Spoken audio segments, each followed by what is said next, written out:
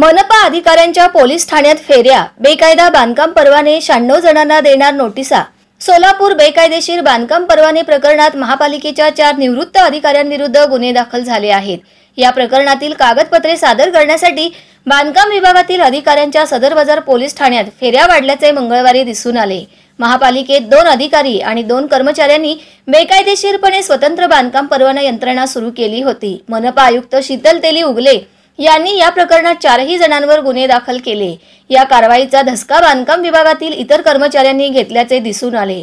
या 4 जणांनी केवळ विजापूर वेस 7 रस्ता जेल रोड भागात बेकायदेशीर परवाने दिल्याची चर्चा होती, परंतु केवळ या 3 परिसरात नव्हे तर रेल्वे लाईन, मजरेवाडी, नेहरू नगर, सलगरवाडी, कसबे सोलापूर या भागातही परवाने दिले आहेत। या परवान्यांची संख्या 96 आहे। बांधकाम परवाना विभाग प्रमुख नीलकंठ मठपती या 96 जणांना नोटिसा देऊन परवान्याची मूळ कागदपत्रे मागविणार आहेत। पालिकेतील कागदपत्रे गायब झाल्याचे मनपा कर्मचाऱ्यांचे म्हणणे आहे, त्यामुळे बांधकाम परवाने मागणाऱ्या व्यक्तींना नोटिसा दिल्या जात आहेत। नोंदवही आणि ऑनलाईन नोंदणीची पडताळणी पालिकेतून बांधकाम परवाने ऑनलाईन दिले जातात। या कामात आवेक्षकही सहभागी असतात। आवेक्षकांकडून आलेली प्रकरणे, मंजूर झालेली प्रकरणे याची पडताळणी होत आहे। एका नोंदवहीमध्ये या संदर्भातील नोंदी सुरू आहेत।